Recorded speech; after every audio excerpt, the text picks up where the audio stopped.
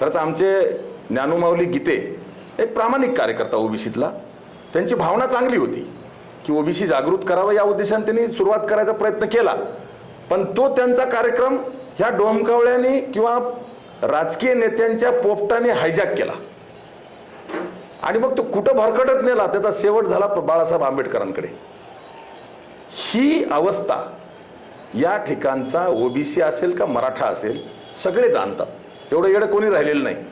त्यामुळं जे कोणी निवडणुका लोकसभेच्या निवडणुकीच्या निकालाच्या नंतर त्यांच्या नेत्याची सुपारी घेऊन रसद घेऊन ओबीसीच्या बैठका घेऊन मी ओबीसीचा नेता आहे असं म्हणणारे जे आले 2-3 काही पुढे आलेत, माझा त्यांना प्रश्न आहे की तुमचं ओबीसीसाठी योगदान काय? आयुष्य सगळ्या लोहा कंधारच्या जनतेला माहिती आहे आणि मग पडद्यामागून त्यांचा नेता, मग कुठं आशाबाई शिंदे असेल तर कुठं प्रताप चिखलीकर असेल, त्यांनी दोघांनी पोचलेले पोपट जे आहेत ते पुढं करून ओबीसीच्या बैठका घ्यायला लावल्या। खरं तर आमची सगळ्या लोहा कंधारच्या जनतेला माहिती आहे आणि मग पडद्यामागून त्यांचा नेता, मग कुठं आशाबाई शिंदे असेल तर कुठं प्रताप चिखलीकर असेल, त्यांनी दोघांनी पोचलेले पोपट जे आहेत ते पुढं करून ओबीसीच्या बैठका घ्यायला लावल्या। खरं तर आमची की मराठ्यांना आरक्षण दिलं पाहिजे, यांची बोलणी आणि करणी वेगळी आहे असं माझं मत आहे। कुठल्याच राजकीय पक्षाची नियत ही साफ नाही हे माझं स्पष्ट म्हणणं आहे। आरक्षण कसं देऊ शकतात हे कोणीच बोलायला तयार नाही, पण आरक्षण मिळालं पाहिजे हे मात्र ठासून बोलतात आणि म्हणून जरांगे पाटलांच्या आंदोलनाचं कौतुकच केलं पाहिजे। एवढा मोठ्या संख्येने समाज जरांगे पाटलांच्या सोबत उभा टाकला, मला असं वाटतंय समाज जरांगे पाटलांच्या पाठीमागे उभा टाकला, त्याला एकमेव कारण आहे त्यांची प्रामाणिकता। परंतु भावनेवर किंवा लाटेवर आरक्षण मिळत नाही हे माझं स्पष्ट म्हणणं आहे। कोण श्याम शिंदे? कुठल्याही गावातल्या लोहा किंवा कंधारमधल्या कुठल्याही गावातल्या कोण्याही माणसाने श्याम शिंदेचं तोंड सुद्धा बघितलेलं नव्हतं। असं असताना सुद्धा केवळ पैशाच्या बळावर आणि दाजी भाऊजीच्या एकीतून 15 दिवसामध्ये श्याम शिंदे लोह्याचे आमदार झाला। मुख्यमंत्री मराठा समाजाचा, 150-200 आमदार मराठा समाजाचे, 48 पैकी 30 खासदार मराठा समाजाचे, गावच्या सरपंचापासून मुख्यमंत्र्यापर्यंत मराठा समाजाच्या हातात सत्ता, असं असताना सुद्धा कुणबी मराठा आणि मराठा कुणबी या जाती ओबीसीच्या GR मध्ये आहेत 2001च्या GR मध्ये, परंतु त्यातला कुणबी शब्द वगळून फक्त मराठा शब्द ओबीसीत येऊ शकला नाही हे वास्तव सत्य, काय नाकारायची आवश्यकता नाही। 2014च्या विधानसभा निवडणुकीच्या 2 महिने अगोदर 4 पक्ष फिरून आलेला प्रताप चिखलीकर हा विजय नाहटा आणि श्याम शिंदेच्या माध्यमातून मातोश्रीवर गटोडं देतो आणि शिवसेनेत प्रवेश करून शिवसेनेची उमेदवारी घेतो आणि आमच्या ताकदीवर निवडून येतो। निवडून आल्याच्या नंतर 1.5 वर्षात बैमानी करतो आणि भाजपमध्ये जातो। मी माझ्या समाजातल्या वेगवेगळ्या जाती या ओबीसीत आणण्यासाठी कायद्याच्या चौकटीतली मांडणी केली। मी आंदोलनं मोठी केली नाही, पण मांडणी मात्र कायद्याच्या चौकटीतली केली आणि त्याचा रिझल्ट आपण बघितला की मी 2005 ते 2014 या कालखंडामध्ये मी 21 जाती ओबीसीत आणल्या। दुर्दैवाने विनायकराव मेटेंनी केलेली मागणी मराठा समाजाच्या, त्यानंतर 19ला मुक्तेश्वर धोंडगेंना उमेदवारी दिली, त्यांचं काय झालं जनतेला माहिती आहे आता तरी आम्हाला। आणि म्हणून आम्हाला बाळासाहेब गेल्याच्या नंतर जी उदासीनता किंवा मातोश्रीला काही दलालांनी घेरलं, मी बाळासाहेबांचा शिवसैनिक आहे त्यामुळे मी स्पष्ट बोलणारा माणूस आहे, मी काही घाबरत नाही कोणाला। आणि एकीकडे गावापासून मुंबईपर्यंतची सत्ता मराठा समाजाच्या हातात असताना केवळ कुणबी शब्द वगळून मराठा शब्द ओबीसीत येऊ शकला नाही आणि ग्रामपंचायतचा सदस्य नसलेला मनोहर धोंडे शिवा संघटनेच्या माध्यमातून 21 जाती राज्याच्या ओबीसीच्या यादीत आणतोय आणि केंद्र सरकारच्या ओबीसीच्या यादीत आणतोय। यामध्ये गमक आपल्याला लक्षात आलं पाहिजे। माझं स्पष्ट म्हणणं आहे, हा एका विद्यार्थ्याचा झाला तर अशा पद्धतीनं दर वर्षाला एका नांदेड जिल्ह्यातून 200 विद्यार्थी MBBS ला जात आहेत. अब्जो रुपयाचा फायदा शिवा संघटनेने दिलेल्या ओबीसी आरक्षणाचा फायदा घेऊन समाजाला झालेला आहे.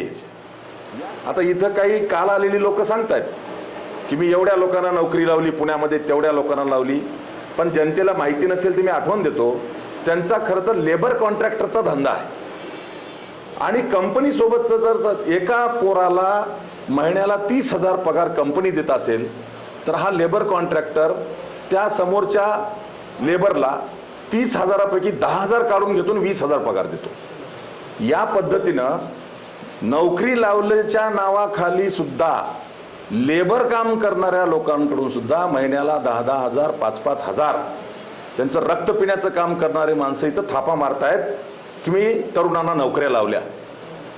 असे थोतांड कामं करणाऱ्यापैकी मनोहर धोंडे नाही. आणि मग इथं मराठी पत्रकार संघामध्ये एकत्र पत्रकार परिषद घेतली आणि दोघांनी एकदाच ओबीसी आरक्षणाची मागणी केली, मी आणि कैलासवासी विनायकराव मेटेंनी. आणि त्यानंतर मी जी मागणी केली ती माझी मागणी रस्त्यावरच्या आंदोलनापेक्षा कायद्याच्या चौकटीतली मांडणी यावर लक्ष केंद्रित केलं.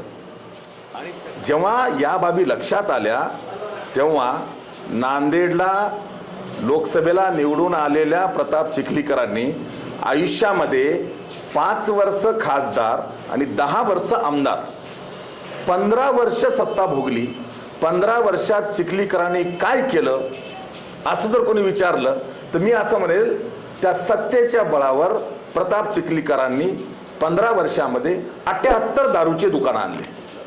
आणि त्यानंतर 8 दिवसानंतर पुन्हा पवार साहेबांचा निरोप आला आणि त्यांचं आणि उद्धवजींचं बोलणं झालं. आणि ते बोलणं होऊन मला त्यांनी शब्द दिला की लोहा विधानसभेची जागा ही महाविकास आघाडीकडून आम्ही सेवा जनशक्ती पार्टीला तुमच्यासाठी द्यायला तयार आहोत. मी असं म्हणेल या 20 वर्षातल्या कालखंडाचा जर विचार केला तर शंकरांना धोंडगे जेव्हा 5 वर्ष आमदार होते प्रामाणिकपणे त्यांनी काहीतरी करण्याचा प्रयत्न केला असं माझं सुद्धा मत आहे. याशिवाय मी आणखी अनेक उदाहरणं सांगेल. महात्मा बसवेश्वर आर्थिक विकास महामंडळ शिवा संघटनेमुळे स्थापन झालं. त्यातलं चिखलीकर आणि शिंदे हे दाजी भाऊजी, बहीण भाऊ, आणि तिकडे चव्हाण आणि धोंडगे सासरे जावाई. आणि सासरे जावाई दाजी भाऊजीच्या पलीकडं सामान्य माणसापर्यंत हे पद जाऊ दिलं गेलं नाही. थोतांड गप्पा मारायच्या, थापा मारायच्या, आमिष दाखवायचे, धमक्या द्यायच्या आणि त्यातून जनतेला वेटीला धरून हे पद भोगायचं काम 67 वर्ष ज्या 4 घरांनी केलंय. मी मनोहर धोंडेंनी शिवसेना सोडली नाही, शिवसेनेने मनोहर धोंडेला सोडलं. आणि म्हणून मनोहर धोंडे स्वतःच्या पायावर उभा टाकणारा कार्यकर्ता आहे हे दाखवून देण्यासाठी सेवा जनशक्ती पार्टी नावाचा पक्ष मी स्थापन केला.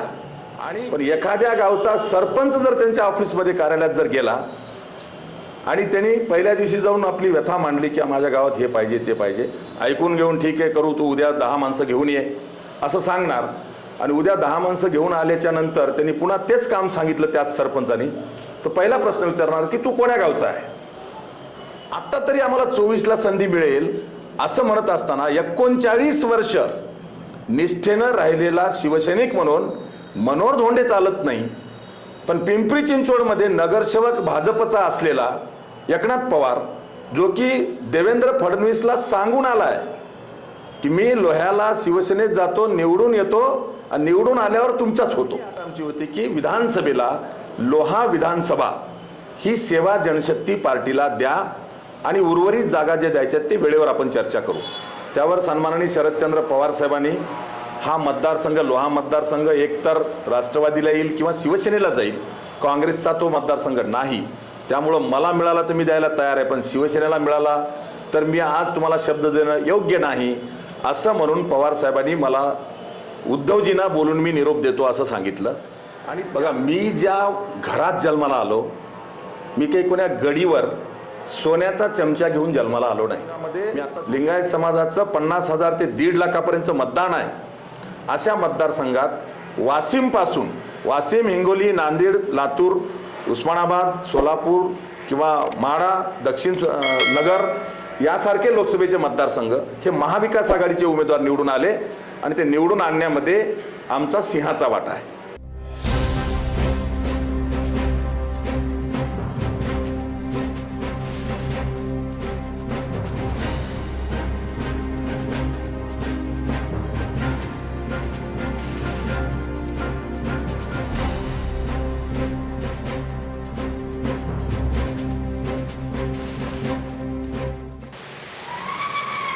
नमस्कार, मी गणेश शिंदे.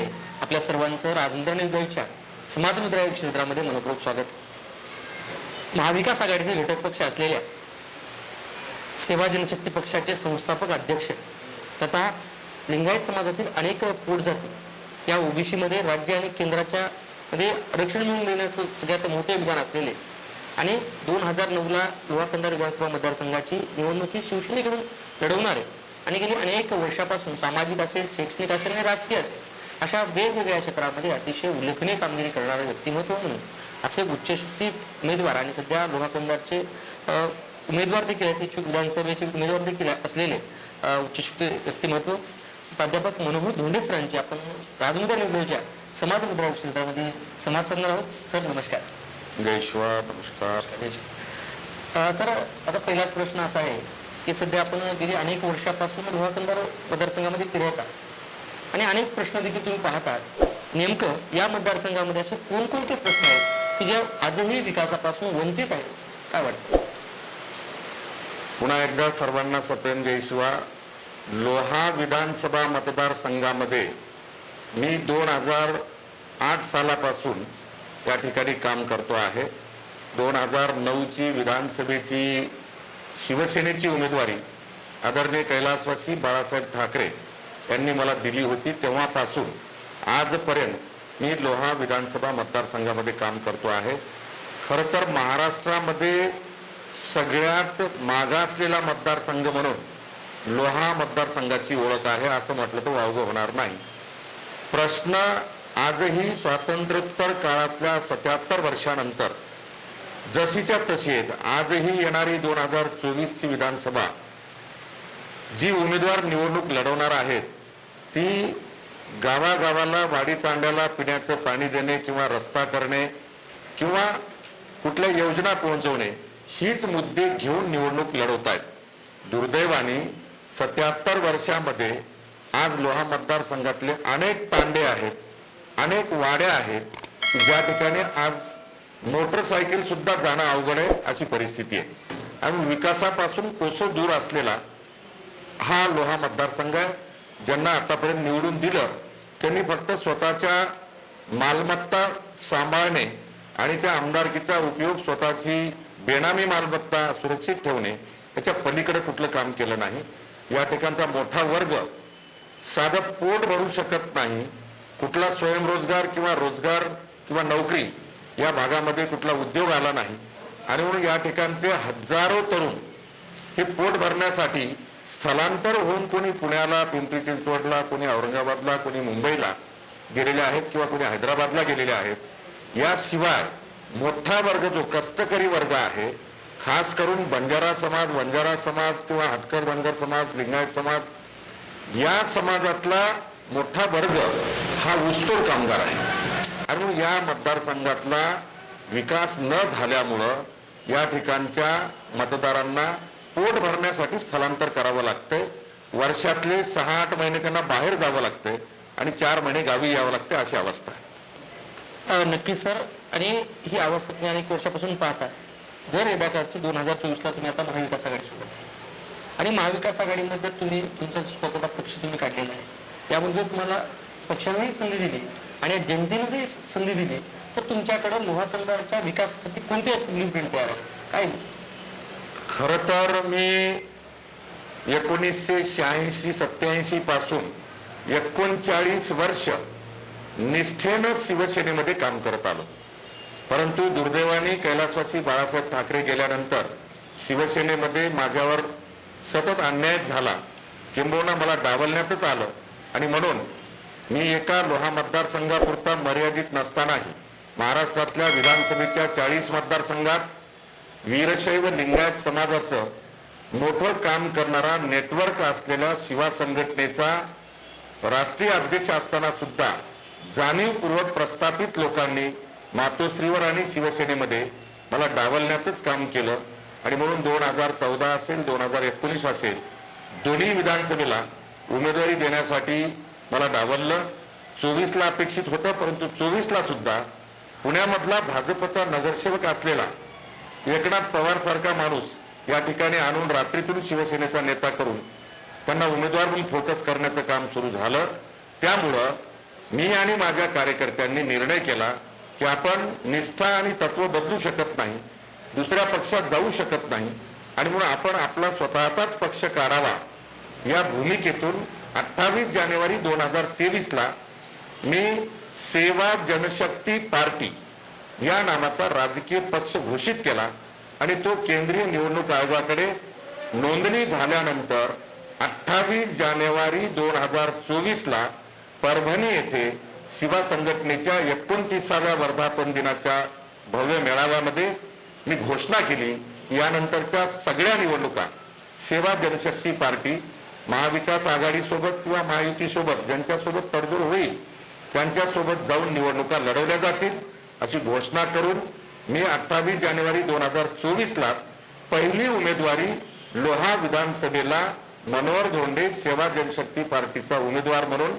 निवडणूक लढवणार आहे अशी घोषणा मी केली आणि त्यानंतर मी मतदारांमध्ये निवडणूक लढवणार हा संदेश गेला आणि त्यातून आज आपण जो मला प्रश्न विचारला की तुम्ही जर निवडणूक लढवत असाल तर विकासाची काय ब्ल्यूप्रिंट आहे, दुर्दैवाने मी उल्लेख केला कदमाच्या वाडीसारखं गाव असेल, घोटक्यासारखं गाव असेल, घोटका तांड्यासारखं गाव आहे किंवा महादेव तांड्यासारखं गाव आहे, असे काही तांडे आणि वस्त्या आहेत किंवा गांधीनगर सारखं वस्ती आहे.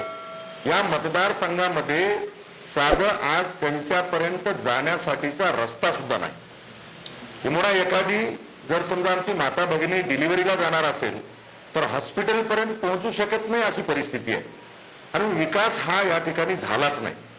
किंबहुना 2004 पासून 2024 पर्यंत खास करून या 20 वर्षामध्ये प्रताप चिखलीकर किंवा श्याम शिंदे किंवा आणखी कोणी या मंडळींना जी जनतेने निवडून दिलं होतं, संधी दिली होती, त्यांनी मात्र सामान्य जनतेच्या विकासाला केंद्रबिंदू मानून काम न करता त्यांनी त्यांचे गावागावामध्ये प्रमुख एक दोन प्रत्येक गावातले कार्यकर्ते जसे बोके पोसावेत असे पोचले आणि टेंडर त्यांनाच द्यायचे. टेंडर देऊन त्यांनी अर्धवट कामं करायचे, कामं न करताच बिलं उचलायचे.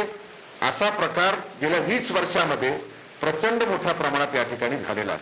म्हणून आजही मोठ्या गावांना असेल किंवा वाडी तांड्यांना असेल पिण्याचं पाणी मिळत नाही, जाण्यासाठी व्यवस्थित रस्ता नाही किंवा कुठला उद्योगधंदा या ठिकाणी आलेला नाही.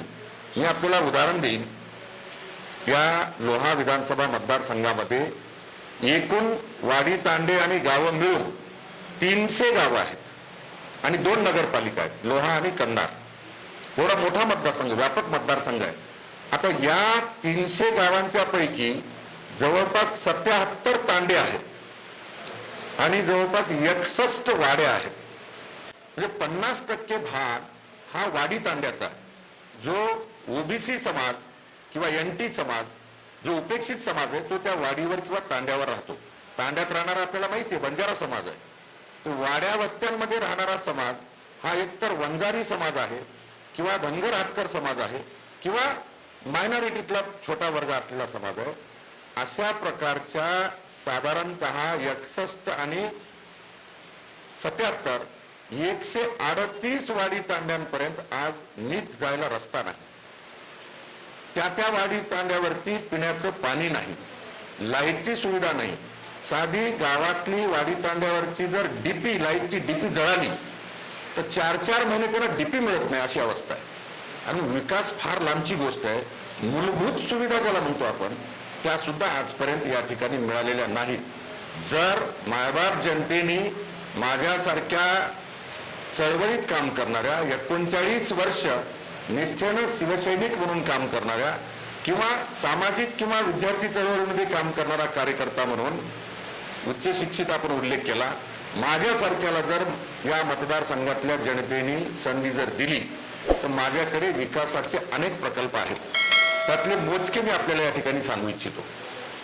पहिला तो विषय असा आहे की पिण्याचं पाणी. या तालुक्यामध्ये, दोन्ही तालुक्यामध्ये खरं तर 2 धरणं आहेत. त्यातलं लिंबोटी धरण महत्वाचं आहे. दुर्दैवाने लिंबोटी धरण हे आमच्या तालुक्यात आहे, पण पाणी मात्र लोहा तालुक्याला किंवा कंधार तालुक्याला मिळत नाही. लिंबोटी धरण कैलासवासी शंकररावजी चव्हाण हे मुख्यमंत्री आणि सन्माननीय ईश्वररावजी भोशीकर हे आमदार होते, त्या काळामध्ये लिंबोटी धरण झालेलं आहे.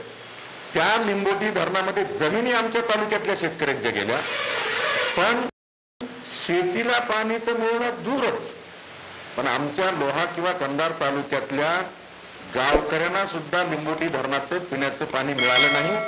ज्यांना या जनतेने निवडून दिलं, आमदार केलं, त्यांनी मात्र सौदेबाजी करून लिंबोटी धरणाचं पाणी हे लोहा आणि कंधारला दिलं नाही, तर ते पाणी उदगीर, जळकोट, अहमदपूर, पालम, गंगाखेड यासारख्या बाहेरच्या तालुक्यांना पाणी ह्यांनी विकलं आणि आमच्या धरणातलं पाणी बाहेरच्या तालुक्याला पिण्यासाठी जातंय, पण आमच्या तालुक्यात मिळत नाही. उशाला गाव आहे, माळेगाव किंवा माळाकुळी यासारखी गावं आहेत, तिथे सुद्धा पिण्याचं पाणी नाही, ही अवस्था आहे.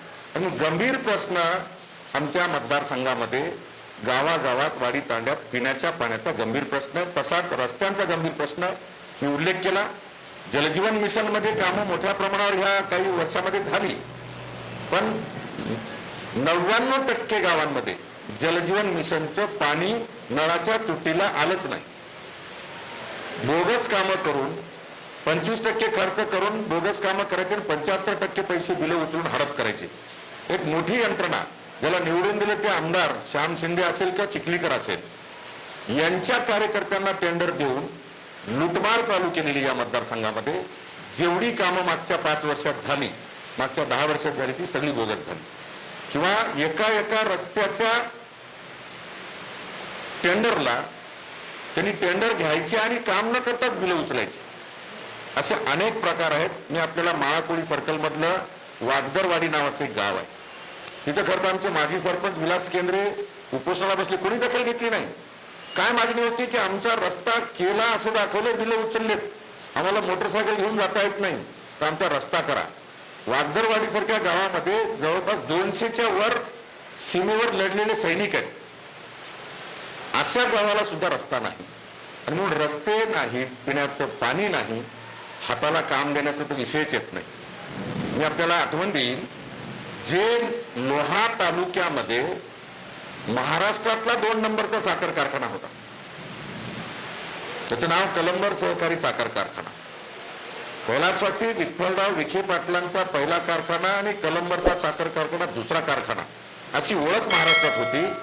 दुर्दैवाने याच प्रताप चिखलीकरने किंवा याच निवडून दिलेल्या आमदार लोकांनी हा कलंबरचा कारखाना सुद्धा बंद पाडला, त्याचं भंगार विकून खाल्लं, त्याच्या जमिनी विकून खाल्ल्या, पण शेतकऱ्याची कामधेनू असलेला कलंबरचा कारखाना शिल्लक ठेवला नाही.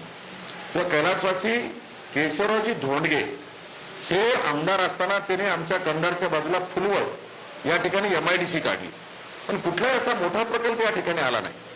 मी आपल्याला आठवण देईन की आमचा भाग लोहा असेल किंवा कंधार असेल, हा इरिगेशनसाठी किंवा नैसर्गिक साधन संपत्ती ज्याला म्हणतो आपण, त्या नैसर्गिक साधन संपत्तीचा जर विचार केला तर मी एक उदाहरण देईन. मोठ्या प्रमाणावर कुठलंही कष्ट न करता नैसर्गिकरित्या येणारं आमच्याकडे फळ आहे सीताफळ, आणि क्वालिटीचं सीताफळ आहे. कंधारचं किंवा लोह्याचं बालाघाटातलं सीताफळ हे अत्यंत क्वालिटीचं आहे. जर कदाचित इथं सीताफळ प्रोसेसिंग प्लांट आणला असता तर 1000 पोरं तिथे नोकरीला लागले असते. किमान 10,000 कष्टकरी किंवा मजूर लोक ते सीताफळ तोडून आणून कारखान्याला देण्यामध्ये कामाला लागले असते. 10-5 हजार लोकांना काम मिळू शकते असा प्रोजेक्ट इथं आणता येऊ शकतो, पण त्यावर कोणी विचार केला नाही. मी आपल्याला आपल्या माध्यमातून जनतेला आश्वासित करू इच्छितो की मला जर संधी मिळाली तर नक्की नैसर्गिक साधन संपत्तीचा उपयोग घेऊन या भागातल्या तरुण पोरांच्या हाताला याच ठिकाणी काम मिळावं, यासाठी जसं हळद प्रोसेसिंग प्लांट हिंगोलीमध्ये आहे, तसं सीताफळ प्रोसेसिंग प्लांट हा लोह्यामध्ये किंवा कंधारमध्ये चांगल्या पद्धतीचा होऊ शकतो. दुसरा विषय मी आपल्याला सांगेल, ही 2009ला शिवसेनेचा उमेदवार म्हणून लोहा विधानसभेची निवडणूक लढवली. त्याच्यानंतर ही 2010 मध्ये द्रुतगतीच्या नंतर नांदेड गुरुद्वारा ते बिदर गुरुद्वारा या 2 गुरुद्वारांना जोडण्यासाठी मनमोहन सिंग पंतप्रधान असताना नांदेड ते बिदर रेल्वेची मागणी झाली, आणि त्या मागणीला सकारात्मक स्वरूप आहे हे लक्षात आल्यामुळं तेव्हाचे खासदार सन्माननीय भास्करराव पाटील खतगावकर आणि कैलासवासी सुधाकरराव डोईफोडे यांनी मागणी केली की नांदेडहून बिदरला जाणारी रेल्वे हे नरसी नायगाव देगलूर मार्गे न्या. आणि मी शिवसेनेचा या मतदारसंघाचा प्रमुख म्हणून 2010ला मी मागणी केली की नांदेडहून बिदरला जाणारी रेल्वे ही नांदेड, सोनखेड, लोहा, माळेगाव, अहमदपूर, चाकूर, लातूर रोड या ठिकाणी जोडा, जेणेकरून कमी खर्चात कमी अंतरात जास्तीचं उत्पन्न देणारी बेनिफिशियल असलेली रेल्वे या ठिकाणी होऊ शकते. आणि तशी मागणी करून मी शिवसेनेच्या वतीने इथे मोर्चा काढला होता.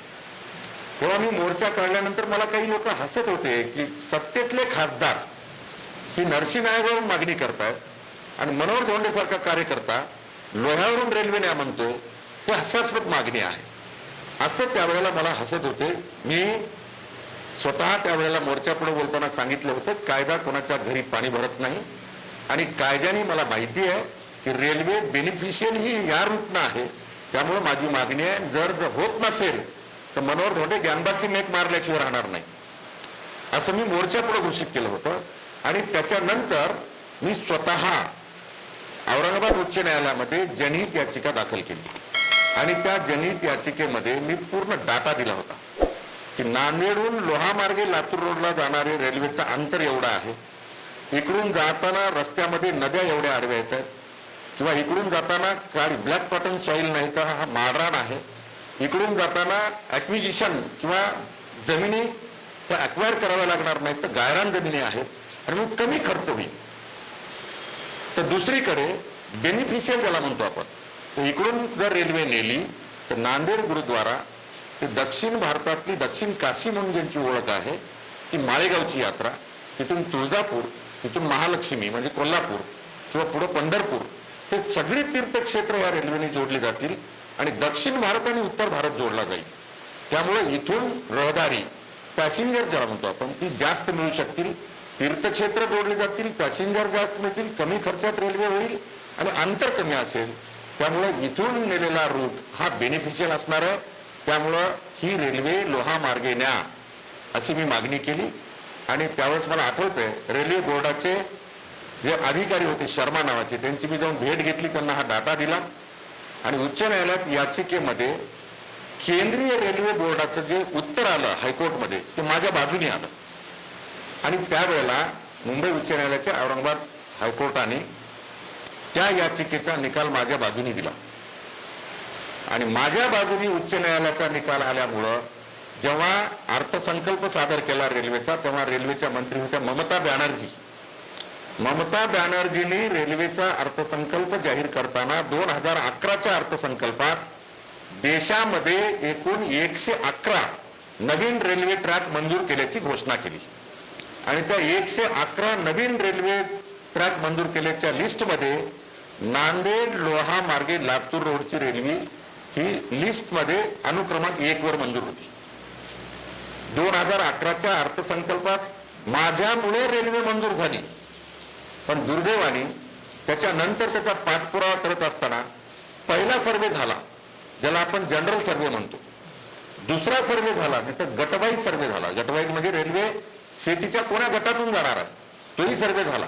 पण त्याच्यानंतर प्रताप चिखलीकर असेल किंवा इतर आमच्या या ठिकाणची स्वतःला नेते समजणारी जी लोक आहेत त्यांनी काड्या केल्या आणि तो विषय प्रलंबित पडला. मीही मग त्यानंतर दुर्लक्ष केलं यासाठी की बडे बडे नेते निवडून दिलेत ते मी करतो म्हणतायत, तुम्ही आडसर बनू नये म्हणून मी तो विषय बंद केला. तर 2011 पासून 24 पर्यंत पान सुद्धा पुढे हल्लेलं नाही. मी आपल्या माध्यमातून लोहा कंधारच्या जनतेला विश्वास देतो, जर लोहा कंधारच्या मायबाप जनतेने मनोहर धोंडेला जर उद्याच्या 2024च्या विधानसभेच्या निवडणुकीला आशीर्वाद देऊन जर निवडून दिलं तर 24 ते 29 माझी 5 वर्षाची टर्म संपण्याच्या आत नांदेड ते लोहा मार्गे लातूर रोडची रेल्वे ही चालू करण्याची गॅरंटी मी आपल्या माध्यमातून देतो. आणि रेल्वे सारखा प्रोजेक्ट किंवा प्रोसेसिंग प्लांट ज्याला म्हणतो पण असे प्रोजेक्ट किंवा इतर आपल्याला बघायचं असेल कॅचमेंट एरिया, छोटे छोटे बंधारे, धोंड प्रकल्प नावाचा प्रकल्प मी 50 वर्षापासून ऐकतो, नाही. प्रत्येक निवडणुकीमध्ये ही नेते मंडळी धोंड प्रकल्प आम्ही पूर्ण करू, शेतीला पाणी देऊ असं म्हणतात, किंवा विष्णुपुरीचा कालवा इकडं आणला त्याचं पाणी देऊ म्हणतात, किंवा लिंबोटीचं पाणी आम्ही देऊ म्हणतात, पण कुठल्याच धरणाचं पाणी हे लोहा कंधारच्या शेतकऱ्याच्या शेतीला आलं नाही. इथं मोठे प्रोजेक्ट किंवा मोठी धरणं तर आहेतच, पण त्याच्या व्यतिरिक्त बालाघाटाच्या रांगांमध्ये एवढी भौगोलिक स्थिती, मी स्वतः भूगर्भशास्त्राचा प्राध्यापक राहिलोय, त्यामुळं एवढी सक्षम आणि उपयोगी अशा प्रकारची परिस्थिती आहे की कमी खर्चात मोठे चेन किंवा लिंक डॅम्स आपल्याला करता येऊ शकतात. छोट्या खर्चामध्ये मोठा कॅचमेंट एरिया मिळू शकतो आणि त्यातून शेतकऱ्यांना शेतीला पाणी देता येऊ शकतं. हे सुद्धा करण्यासारखं आहे. इरिगेशनच्या माध्यमातून, सिंचनाच्या माध्यमातून ते करण्यासाठी सुद्धा माझ्याकडे मास्टर प्लॅन तयार आहे. तरुण पोरांच्या हाताला काम मिळालं पाहिजे, हा माझा मूळ उद्देश आहे. आता इथं काही काल आलेली लोक सांगतायत की मी एवढ्या लोकांना नोकरी लावली पुण्यामध्ये, तेवढ्या लोकांना लावली, पण जनतेला माहिती नसेल ती मी आठवण देतो, त्यांचा खरं तर लेबर कॉन्ट्रॅक्टरचा धंदा आहे. आणि लेबर कॉन्ट्रॅक्टर जसं रोडचा कॉन्ट्रॅक्टर आहे, इरिगेशनचा कॉन्ट्रॅक्टर आहे, तसा लेबर कॉन्ट्रॅक्टर आहे. आणि लेबर कॉन्ट्रॅक्टर म्हणून जो काम करतो पिंपरी चिंचवडमध्ये, तो एखाद्या कंपनीसोबत ॲग्रीमेंट झाल्याच्या नंतर त्यांना जर 100 लेबर लागत असतील तर ते टेंडर त्याला मिळालं असेल तर 100 तरुण पोरं इथून घेऊन जातो. आणि कंपनीसोबतचं जर एका पोराला महिन्याला 30,000 पगार कंपनी देत असेल तर हा लेबर कॉन्ट्रॅक्टर त्या समोरच्या लेबरला 30,000पैकी 10,000 काढून घेतो, 20,000 पगार देतो. या पद्धतीनं नोकरी लावल्याच्या नावाखाली सुद्धा लेबर काम करणाऱ्या लोकांकडून सुद्धा महिन्याला 10,000, 5,000 त्यांचं रक्त पिण्याचं काम करणारे माणसं इथं थापा मारतायत की मी तरुणांना नोकऱ्या लावल्या. असे थोतांड कामं करणाऱ्यापैकी मनोहर धोंडे नाही. त्यामुळे इथं काही प्लांट आणण्यासारखे आहेत, ते प्लांट आणून मी त्यांना काम देण्याचा प्रयत्न करेल. ऊसतोड कामगार मोठ्या प्रमाणावर आहे. खरं तर त्यांचं सुद्धा साधं इन्शुरन्स नाही. माझ्याकडे अनेक लोक येतात कर्नाटकामध्ये ऊसतोड कामगार काम करणारे. काही दुर्घटना घडली तर त्यांचं आयुष्य संपलेलं असतं, पण कुटुंब उद्ध्वस्त झालेलं असतं, त्यांना सुद्धा कुठल्या प्रकारची सुविधा मिळत नाही.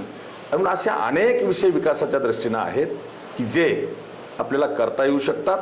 मी साधा ग्रामपंचायतचा सदस्य सुद्धा नाही, तरीही मी विश्वासाने सांगेल मागच्या 5 वर्षामध्ये मनोहर धोंडेच्या शिफारशीवर महाराष्ट्रात 250 कोटीपेक्षा जास्त निधी मी महाराष्ट्र सरकारकडून आणलेला आहे. रेकॉर्डेड आहे. माझं एक गाव घ्या, शेवडी बाजीराव. शेवडी बाजीराव गावचा ग्रामपंचायतचा सरपंच माझा पुतण्या आहे. मी मागच्या 2.5 वर्षामध्ये शेवडी बाजीरावच्या विकासासाठी 32 कोटी रुपये आणलेत. आणि आणखी एक CRFच्या योजनेमध्ये केंद्र सरकारकडे, आमचे नितीनजी गडकरी साहेबांकडे माझा 17 कोटीचा प्रस्ताव प्रलंबित आहे. म्हणजे माझ्यासारखा माणूस कुठल्याही पदावर नसताना जर राज्यामध्ये 200-250 कोटी आणू शकतोय, गावामध्ये 32 कोटी आणू शकतो, तर पदावर गेल्याच्या नंतर या तालुक्याचा, या मतदारसंघाचा विकास नक्की मी करू शकतो. नक्कीच साहेब, तुम्हाला जे विजनचा प्रश्न विचारला होता, विजनवर सविस्तर बोललात. खरंच त्या तुमच्या अभ्यासाला खरंच चॅलेंज नाही. त्यासोबतच साहेब तुम्ही जे निष्ठेचा विषय काढला, 39 वर्ष तुम्ही शिवसेनेमध्ये काम केले म्हणताय, परंतु तिकीट न मिळाल्यामुळे केले. आता ज्या महाविकास आघाडीमध्ये तुम्ही आहात, तुम्ही म्हणताय की तिकीट देखील मला मिळू शकेल, आणि या ठिकाणी महाविकास आघाडीमध्ये दुसरे देखील काही उमेदवार आहेत तिकीट मागण्यासाठी. आता जनतेना देखील वाटते की नेमकं साहेबांना तिकीट मिळेल का नाही, म्हणजे एक संभ्रम आहे. या संदर्भात जनतेने काय सांगाल, काय वाटतं? बघा, मी काही जर तरवर भाष्य करणारा नाही. माझ्याकडे कुठलीही गोष्ट कॉन्क्रीट पुराव्या असल्याशिवाय मी बोलत नाही. आणि म्हणून ज्या बाबतीमध्ये माझ्याकडे पुरावा आहे तेवढंच मी जनतेला या ठिकाणी सांगेल. सगळ्या जनतेला माहिती आहे की 12 ऑगस्ट 1987ला शिवसेना प्रमुख आदरणीय बाळासाहेब ठाकरे यांनी मनोहर धोंडेला भारतीय विद्यार्थी सेनेचं मराठवाडा प्रमुख केलं. आणि 1995ला बाळासाहेबांनीच मला मराठवाडा पदवीधर मतदारसंघाची शिवसेनेची उमेदवारी दिली. आणि तो मतदारसंघ नंतर भाजपला सुटल्यामुळं माझी जागा भाजपला गेली. म्हणून माझं गाव ज्या लोहा तालुक्यात आहे त्या लोहा मतदारसंघाला 2009च्या विधानसभा निवडणुकीमध्ये सर्वेमध्ये 3 नंबरला हा मतदारसंघ आहे. कोण्याही उमेदवाराला शिवसेनेची उमेदवारी दिली तरी तो निवडून येणार नाही. आणि म्हणून तू औरंगाबादहून तुझ्या गाव असलेल्या लोह्याला जा आणि तिथं निवडणूक लढ असं बाळासाहेबांनी मला आदेश दिला आणि 2009ला शिवसेनेची उमेदवारी मला या ठिकाणी दिली. तेव्हा मी ही निवडणूक लढलो. 13 दिवस मिळाले, 300 गावांपर्यंत मी पोहोचू शकलो नाही. आभाळ फाटलेलं होतं, पक्ष शिल्लक नव्हता. तोही 10 वर्ष आमदार असलेल्या व्यक्तींनी गायब केला होता. भगव्या दस्त्या जाळल्या होत्या, वातावरण कलुषित होतं. अशा याच्यामध्ये मी ती निवडणूक लढलो. कमी मतं पडले, पण मी हारलो नाही.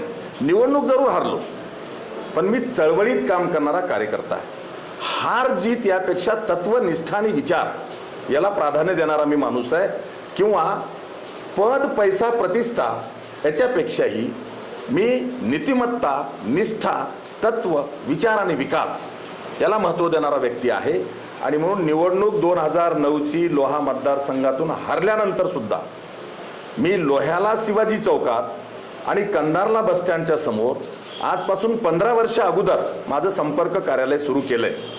मी कुठल्याही पदावर नाही, तरीही मनोहर धोंडेचं दोन्ही तालुक्यावर 15 वर्षापासून संपर्क कार्यालय आहे. आणि या तालुक्यातला कोणताही अडला नडला गोरगरीब, दीनदलित, आदिवासी, दलित किंवा ओबीसी किंवा कोणी जरी आला, शेतकरी, कष्टकरी कोणी जरी आला, ज्यांनी मला काम सांगितलं त्याचं मी कामच करून देत आलो. मी हजारो लोकांची कामं केलेली 15 वर्षामध्ये. आणि म्हणून मला माहिती आहे की या मतदारसंघामध्ये मी कोणीच नसताना 15 वर्ष मी काम करत आलोय. आणि ज्यांना जनतेने निवडून दिलं, 10-10 वर्ष आमदार केलं, त्यांचं तोंड सुद्धा बघायला मिळत नाही. संपर्क कार्यालय हा तर फार कल्पनेच्या पलीकडचा विषय आहे. आणि मग असं असताना जनता नक्की सुज्ञ आहे.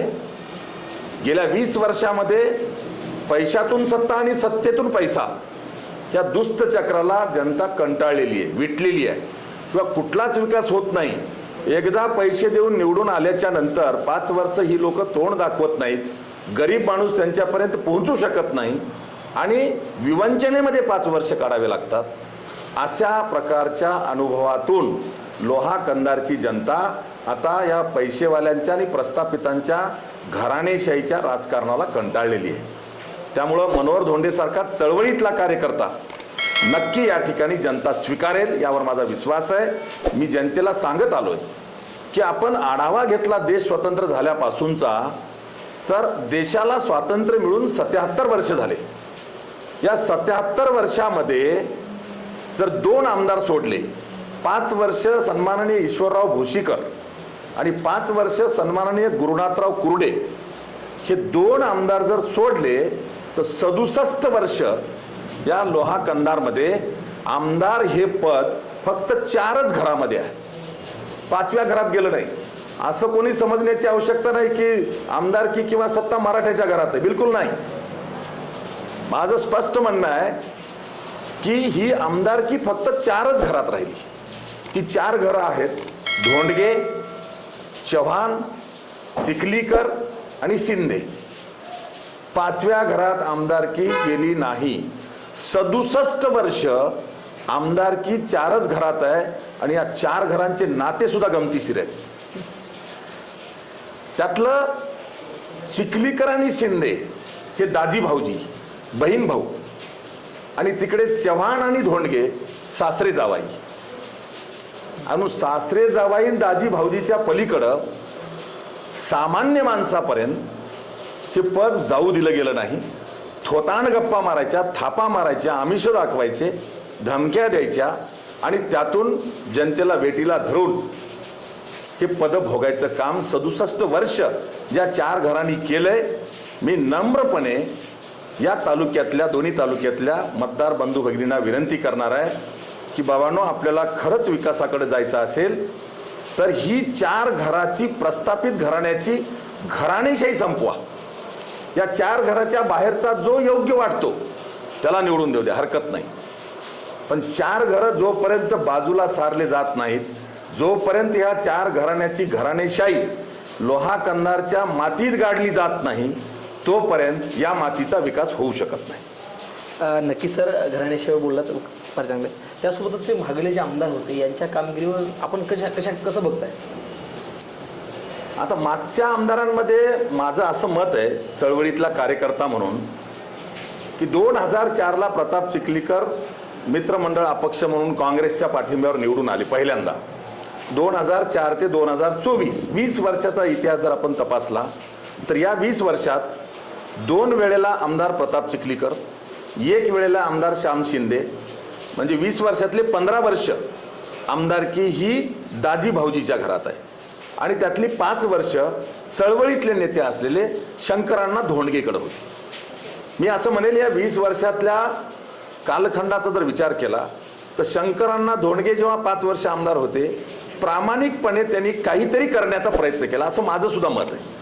कारण चळवळीत काम करणारा माणूस हा नक्कीच धडपडत असतो आणि इरिगेशनच्या माध्यमातून किंवा सिंचनाच्या माध्यमातून काहीतरी नवीन करावं किंवा नवीन वैद्यकीय सुविधा आणाव्यात किंवा रस्ते काही नवीन करावेत हा प्रयत्न तुलनेने 20 वर्षातल्या 4 आमदारांच्या काळातला जर विचार केला तर तुलनेने शंकरांना धोंडगेंनी थोडंफार का होईना विकासाचा प्रामाणिक प्रयत्न केलेला आहे.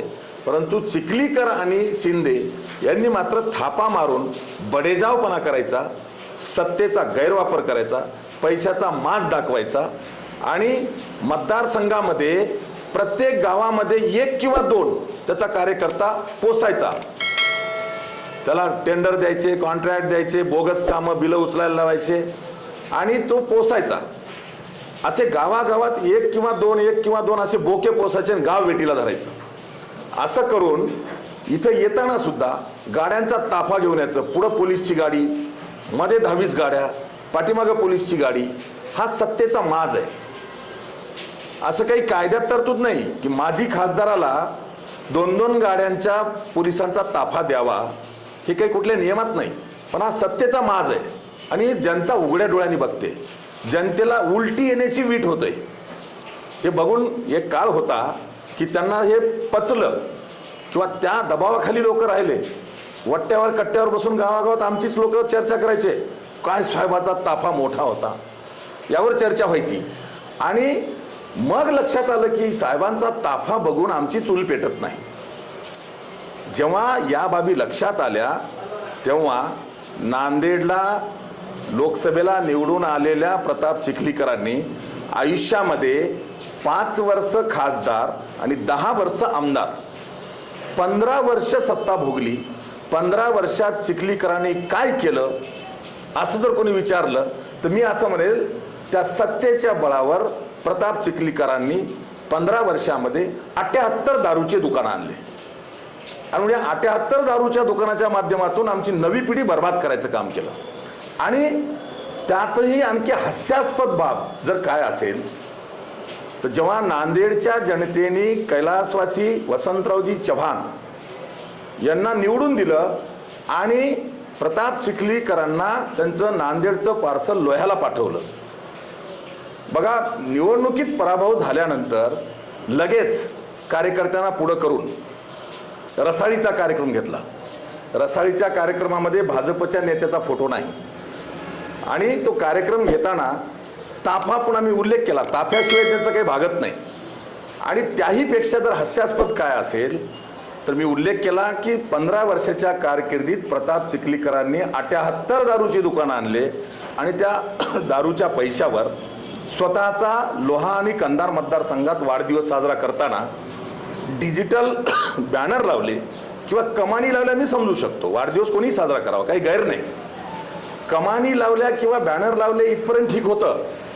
परंतु हास्यास्पद बाब अशी आहे, दारूच्या पैशावर प्रताप चिखलीकरांनी स्वतःच्या वाढदिवसाला गावागावामध्ये हरिकीर्तन केले.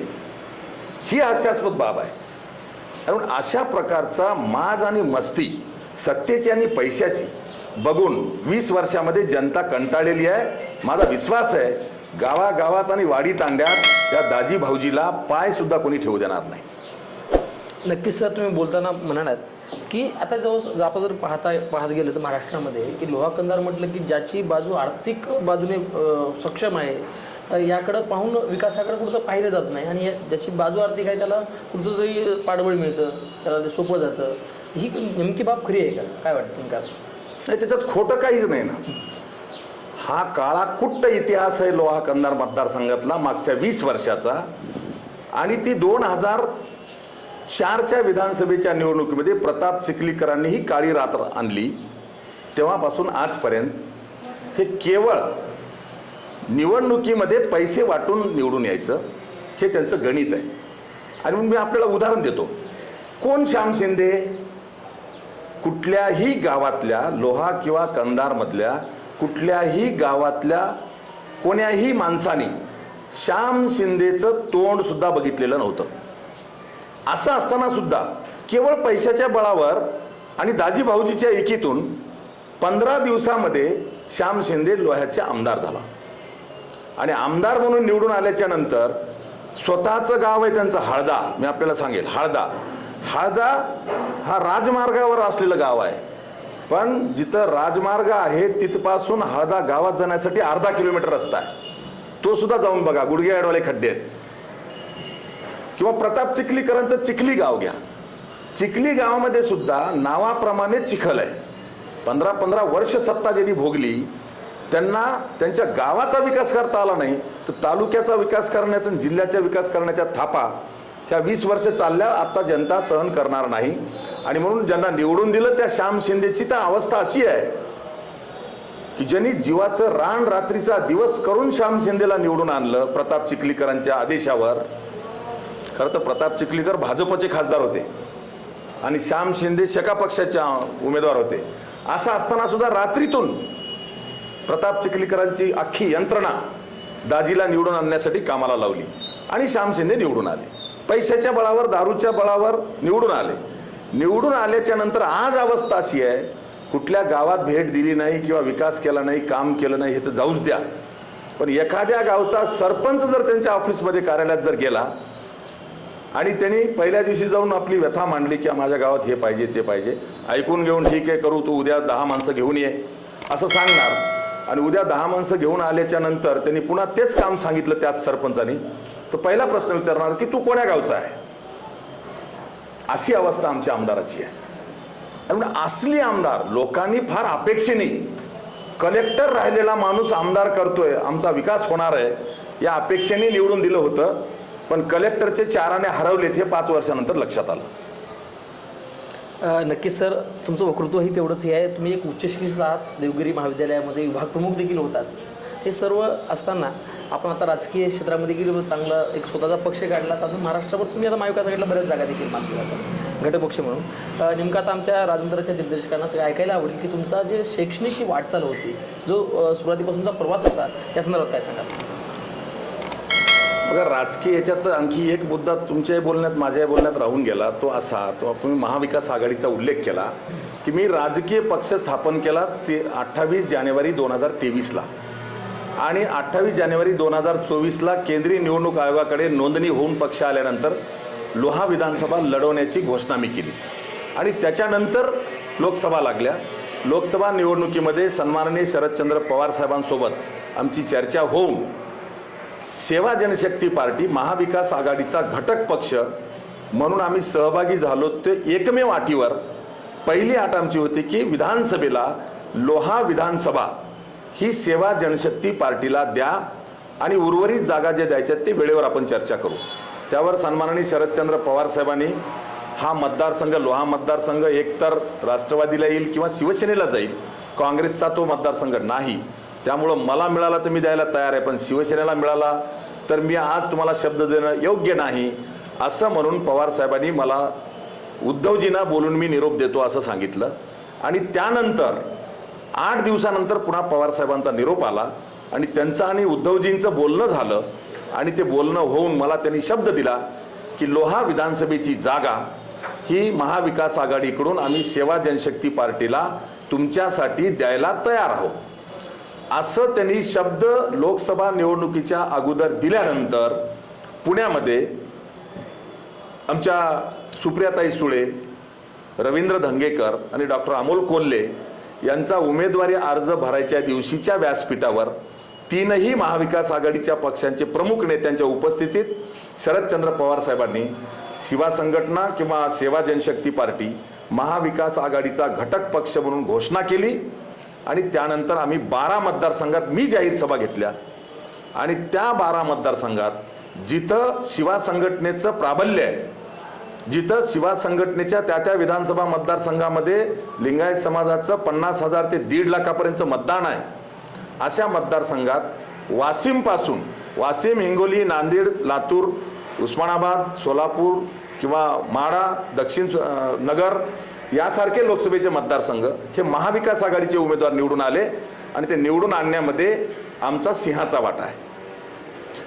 त्यामुळं येणाऱ्या विधानसभा निवडणुकीमध्ये लोहा विधानसभेची जागा शरदचंद्र पवार साहेबांनी दिलेला शब्द पाळतील आणि सेवा जनशक्ती पार्टीला सोडतील, हे मला 99.99% विश्वास आहे.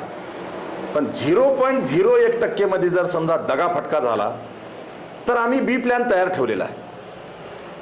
जागा महाविकास आघाडीनं सोडली तरीही आणि नाही सोडली तरीही लोहा विधानसभा मनोहर धोंडे पूर्ण ताकदीने या वेळेला लढवणार आहे. आणि जर जागा सोडली तर जेवढ्या जागा आम्हाला सुटल्या तेवढ्या महाविकास आघाडीसोबत आम्ही लढू. पण जर जागा सोडली नाही तर आम्ही महाराष्ट्रामध्ये सेवा जनशक्ती पार्टी म्हणून किमान 20 जागा लढवणार आहोत. आणि माझ्यासोबत इतर काही छोट्या पक्षांचं बोलणं झालेलं आहे. आम्ही एकत्र येऊन नक्की महाराष्ट्रामध्ये आमची अवकात, आमची ताकद दाखवून देऊ. राहिला तुमचा दुसरा प्रश्न, तुम्ही मला माझ्या शैक्षणिक ह्याच्यावरती विचारलं. मी नांदेड जिल्ह्यातल्या लोहा तालुक्यातल्या सेवडी बाजीराव यासारख्या छोट्याशा गावात कैलासवासी बाबारावजी धोंडे आणि कैलासवासी राधाबाई धोंडे या अशिक्षित शेतकरी दाम्पत्याच्या पोटी जन्माला आलो. माझे आई किंवा वडील दोघांनाही साधी स्वाक्षरी सुद्धा करता येत नव्हती. पण तरीही आम्ही 6 भाऊ 3 बहिणी आम्ही शिकलो. त्यात मीही शिकलो. मी आपल्याला उल्लेख केला, माझं प्राथमिक शिक्षण शेवडीच्या जिल्हा परिषद शाळेत झालेलं आहे. त्यानंतर 8वी ते 10वी मी नांदेडच्या पीपल्स हायस्कूलमध्ये शिक्षण घेतलं. 11वी 12वी सायन्स मी नांदेडच्या यशवंत महाविद्यालयामध्ये शिक्षण घेतलं. आणि त्यानंतर BSc मी नांदेडच्या सायन्स कॉलेजमध्ये शिक्षण घेतलं. आणि त्यानंतर MSc औरंगाबादच्या शासकीय विज्ञान संस्थेमध्ये मी शिक्षण घेतलं. पुन्हा B.Ed नांदेडच्या गव्हर्नमेंट B.Ed कॉलेजला केलं. M.Ed औरंगाबादच्या विद्यापीठाच्या सेंटरला मी M.Ed केलं. आणि M.Phil मी कोल्हापूर विद्यापीठाच्या सोलापूर सब सेंटरला मी M.Phil केलं. आणि त्यानंतर पहिल्यांदा मी नांदेडच्या सायन्स कॉलेजला सिनियर लेक्चरर म्हणून नोकरीला लागलो. आणि तिथं नोकरीला लागलेला असतानाच मला पुन्हा 2 ऑर्डर आल्या. मी MPSCची परीक्षा पास होऊन क्लास 2 अधिकारी म्हणून भूवैज्ञानिक म्हणून माझी जालन्याला पोस्टिंग आली. आणि त्याच दरम्यान मला औरंगाबादच्या देवगिरी महाविद्यालयातल्या भूगर्भशास्त्र विभागामध्ये सुद्धा मला ऑर्डर आली. एकाच वेळेला माझ्याकडे 3 नोकऱ्या असल्यामुळं तिन्हीतला मी एक पर्याय ठरवला. आणि MPSCचा क्लास 2 अधिकारी असेल किंवा नांदेडचं सिनियर लेक्चरर असेल हे सोडून मी औरंगाबादच्या देवगिरी महाविद्यालयामध्ये 18 जुलै 1991 या दिवशी मी रुजू झालो. आणि त्याच महाविद्यालयामध्ये पूर्ण सेवा प्राध्यापक आणि विभाग प्रमुख म्हणून मी पूर्ण करून नियत वयोमानानुसार 28 फेब्रुवारी 2023ला मी भूगर्भशास्त्राचा विभाग प्रमुख म्हणून सेवानिवृत्त झालो. दरम्यानच्या काळामध्ये मी अनेक सामाजिक चळवळ असेल किंवा राजकीय चळवळीमध्ये मी 40 वर्ष काम करत आलो. आणि आता पूर्ण वेळ मी निवृत्त आहे. त्यामुळं निवृत्तीचा काळ, उरलेला काळ हा पूर्णपणे सुदैवाने माझं एकत्र कुटुंब आहे 6 भावांचं. त्यामुळं मला घरचं कधी पहिलंही काम नव्हतं आणि आजही काम नाही. मी जनतेच्या सेवेमध्ये मागेही होतो, आजही राहणार आणि उद्याही राहणार. आणि जर जनतेने सेवा करण्याची संधी दिली तर लोहा मतदारसंघाचा विकास काय असतो हे महाराष्ट्राला एक मॉडेल मतदारसंघ म्हणून मी 5 वर्षात निर्माण केल्याशिवाय राहणार नाही. नक्कीच साहेब, तुम्ही 1987 पासून शिवसेनेमध्ये आहात आणि बाळासाहेबांनी त्यावेळेस तुमच्याकडं मराठवाड्याच्या विद्यार्थी सेनेचं मराठवाडा प्रमुख पद दिलेलं आहे. आणि त्यापासून आजपर्यंत जवळपास 39 वर्ष तुम्हाला या शिवसेनेमध्ये काम करतात तुम्ही. आणि एवढं करून देखील तुम्हाला शिवसेनेनं एखादी मोठी जबाबदारी का दिली नाही, या संदर्भात कारण काय असतो? बघा, मी ज्या घरात जन्माला आलो, मी काही कोण्या गडीवर सोन्याचा चमचा घेऊन जन्माला आलो नाही. मी आत्ताच उल्लेख केला, माझे आई वडील हे शेतकरी होते. माझे आई वडील हे सांप्रदायिक होते. अशिक्षित जरूर होते पण सुसंस्कृत होते आणि मला कुठलाही राजकीय वारसा नाही. असं असताना स्वकर्तृत्वानं शिक्षण घेण्यापासून चळवळीत काम करणं असेल किंवा पक्षात काम करणं असेल हे मी 40 वर्ष करत आलो आणि त्यामध्ये प्रामुख्यानं आदरणीय कैलासवासी बाळासाहेब ठाकरे आणि बहुजनांचे नेते आदरणीय कैलासवासी गोपीनाथराव मुंडे यांच्या मार्गदर्शनामध्ये त्यांच्या मुशीत मी तयार झालो आणि हे काम करताना आदरणीय शिवसेना प्रमुख बाळासाहेब ठाकरे यांनी मला जीवापाड प्रेम केलं. तसंच कैलासवासी गोपीनाथराव मुंडे यांनी सुद्धा मला लहान भावापेक्षा जास्त प्रेम दिलं आणि म्हणून मी 40 वर्ष निष्ठेनं शिवसैनिक म्हणून काम करत आलो. काम करताना खाचखळगे आले, आदरणीय बाळासाहेब गेल्याच्या नंतर आम्ही पोरके झालो असं वाटत असतानाच पुन्हा दुर्दैवाने ओबीसी नेते बहुजनांचे नेते कैलासवासी गोपीनाथराव मुंडे सुद्धा दुर्दैवाने गेले आणि आमच्यासारखे चळवळीतले बहुजन चळवळीतले कार्यकर्ते हे पोरके झाले. त्यातला मनोहर धोंडे एक आहे आणि म्हणून आम्हाला बाळासाहेब गेल्याच्या नंतर जी उदासीनता किंवा मातोश्रीला काही दलालांनी घेरलं, मी बाळासाहेबांचा शिवसैनिक आहे त्यामुळे मी स्पष्ट बोलणारा माणूस आहे, मी काही घाबरत नाही कोणाला. आणि दलालांनी घेरलं असं म्हणत असताना 2014च्या विधानसभा निवडणुकीच्या 2 महिने अगोदर 4 पक्ष फिरून आलेला प्रताप चिखलीकर हा विजय नाहटा आणि श्याम शिंदेच्या माध्यमातून मातोश्रीवर गटोडं देतो आणि शिवसेनेत प्रवेश करून शिवसेनेची उमेदवारी घेतो आणि आमच्या ताकदीवर निवडून येतो. निवडून आल्याच्या नंतर 1.5 वर्षात बैमानी करतो आणि भाजपमध्ये जातो. हे त्यांना चालू शकतंय. त्यानंतर 19ला मुक्तेश्वर धोंडगेंना उमेदवारी दिली, त्यांचं काय झालं जनतेला माहिती आहे. आत्ता तरी आम्हाला 24ला संधी मिळेल असं म्हणत असताना 39 वर्ष निष्ठेनं राहिलेला शिवसैनिक म्हणून मनोहर धोंडे चालत नाही, पण पिंपरी चिंचवडमध्ये नगरसेवक भाजपचा असलेला एकनाथ पवार जो की देवेंद्र फडणवीसला सांगून आलाय की मी लोह्याला शिवसेनेत जातो, निवडून येतो आणि निवडून आल्यावर तुमचाच होतो, हे सांगून आलाय. तो एकनाथ पवार चालतो, तो रात्रीतून इकडे येऊन शिवसेनेचा नेता होतो. पण 39 वर्ष निष्ठेनं राहिलेला मनोहर धोंडे चालत नाही. हे बघितल्याच्या नंतर मी बाळासाहेबांचा सैनिक आहे, मी काय हात टेकणाऱ्यापैकी नाही. लाचारी, गुलामगिरी, दलाली किंवा गुलामगिरी करणारा मनोहर धोंडे नाही आणि म्हणून मी तत्वर किंवा निष्ठाही बदलत नाही. मी इतर कोण्या पक्षात गेलो असतो तर नक्की मला मोठी पदं मिळाली असती, मी सांगत बसत नाही. पण तरीही आम्ही निष्ठा सोडली नाही आणि आजही आम्ही निष्ठा बदलली नाही.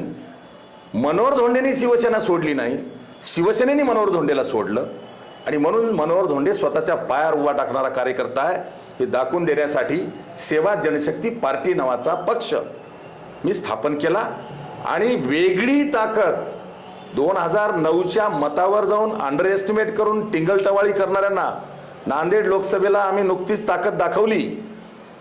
लोहा विधानसभेला सुद्धा त्यांची अवकात आम्ही नक्की दाखवून देऊ आणि जर आम्हाला आणखी अंडर एस्टिमेट करत असतील कोणी तर येणाऱ्या विधानसभा निवडणुकीमध्ये त्यांची जागा नक्की आम्ही दाखवू. नक्की साहेब, तुमचं 1986ला तुम्ही 96ला तुम्ही शिवा संघटनेची स्थापना केली आणि शिवा संघटनेच्या माध्यमातून तुम्ही बरेच काही सामाजिक कामं केली, अनेक आंदोलनं असतील, बरेच काही आंदोलन तुम्हाला आंदोलनाला यश देखील मिळाले. असं नेमकी कोणती आंदोलनं सांगता येतात आपल्याला यश मिळाले कसं काय? खरं तर शिवा संघटनेच्या माध्यमातून मागच्या 30 वर्षात महाराष्ट्रासह देशामध्ये प्रचंड मोठं काम आमच्या सगळ्या मावळ्याने आम्ही केलेलं आहे. 28 जानेवारी 1996ला मी शिवा संघटना स्थापन केली. तेव्हापासून आजपर्यंत महाराष्ट्रामध्ये शिवा संघटनेच्या 3000 गावांमध्ये शाखा आहेत. महाराष्ट्राच्या बाहेर 5 राज्यामध्ये शिवा संघटनेच्या 1800 शाखा आहेत. भारताच्या बाहेर श्रीलंका आणि लंडनमध्ये शिवा संघटनेच्या शाखा आहेत. 2 वर्धापन दिन सुद्धा आम्ही कोलंबो आणि लंडनमध्ये केले. आणि म्हणून महाराष्ट्रात जरी आम्ही टार्गेट घेतलं तरी तेलंगणा असेल, कर्नाटक असेल, राजस्थान असेल, गुजरात असेल, या राज्यामध्ये सुद्धा शिवा संघटनेची मोठी ताकद आहे. महाराष्ट्रामध्ये आम्ही प्रचंड मोठं काम केलेलं आहे. त्यातली काही मोजकी कामं सांगायची असतील तर महाराष्ट्रातल्या वीरशैव लिंगायत समाजाअंतर्गत येणाऱ्या वेगवेगळ्या 21 जातींना शिवा संघटनेने ओबीसीचं आरक्षण मिळवून दिले. ज्या आरक्षणाच्या आधारावर बळावर आज आमचे 7 कलेक्टर झालेत, शेकडो क्लास 2 अधिकारी, क्लास 1 अधिकारी झालेत, हजारो लोक सरपंचापासून पंचायत समिती सदस्य, जिल्हा परिषद सदस्य, नगरसेवक, महापौर किंवा नगराध्यक्ष या पदावर गेलेत किंवा मार्केट कमिटीला सदस्य झालेत. हजारो लोकांनी याचा फायदा घेतला. किंवा हजारो विद्यार्थी MBBS किंवा इंजिनिअरिंगला गेले, जे अर्ध्या फीसवर त्यांनी प्रवेश घेतला. एखाद्या मेडिकल कॉलेजला वर्षाची 15 लाख फीस असेल तर तो OBCतून आमचा विद्यार्थी त्या ठिकाणी लागला तर 50% फीस सरकारने भरली. एका विद्यार्थ्याला एका वर्षाला 7 ते 8 लाख रुपयाचा फायदा, तर 5 वर्षाची डिग्री होईपर्यंत 40 लाखाचा फायदा हा एका विद्यार्थ्याचा झाला. तर अशा पद्धतीनं दर वर्षाला एका नांदेड जिल्ह्यातून 200 विद्यार्थी MBBSला जात आहेत. अब्जो रुपयाचा फायदा शिवा संघटनेने दिलेल्या OBC आरक्षणाचा फायदा घेऊन समाजाला झालेला आहे. याशिवाय मी आणखी अनेक उदाहरणं सांगेल. महात्मा बसवेश्वर आर्थिक विकास महामंडळ शिवा संघटनेमुळे स्थापन झालं. मंगळवेढ्याचं महात्मा बसवेश्वरांचं राष्ट्रीय स्मारक शिवा संघटनेमुळे मंजूर झालं. कपिलधारचा विकास शिवा संघटनेमुळे झाला. पर्यटन क्षेत्र किंवा ब दर्जाचं क्षेत्र म्हणून मंजुरी किंवा त्याला 100 कोटीचा विकास आराखडा मंजुरी ही शिवा संघटनेमुळे झाली. किंवा आत्ताच नुकतंच भक्तिस्थळ आहे राष्ट्रसंत डॉक्टर शिवलिंग शिवाचार्य महाराज यांचं समाधी असलेलं भक्तिस्थळ, इथं सुद्धा 25 कोटीचा आराखडा आम्ही आता मंजूर करतो आहोत. या पद्धतीची हजारो कामं, शेकडो मोठे विषय शिवा संघटनेनं निकाली काढलेले आहेत. आणि त्यातला प्रमुख मुद्दा जो आज आरक्षणाचा हॉट विषय आहे, शिवा संघटनेचा अध्यक्ष म्हणून मी ग्रामपंचायतचा सदस्य नसताना सुद्धा महाराष्ट्रातल्या वीरशैव लिंगायत समाजाच्या 21 जाती या OBC मध्ये आम्ही आणल्या. आणि त्या 21 जातीपैकी 4 जाती केंद्रीय OBC आरक्षणाच्या यादीमध्ये आणल्या आणि 17 जाती केंद्रीय OBC यादीमध्ये आणण्याचं काम शेवटच्या टप्प्यात आहे. आणि 21 जाती ह्या राज्यात आणि केंद्रात OBC मध्ये आणणं त्याची काय किंमत असते ही मराठा बांधवांना विचारलं तर चांगल्या पद्धतीने सांगता येईल.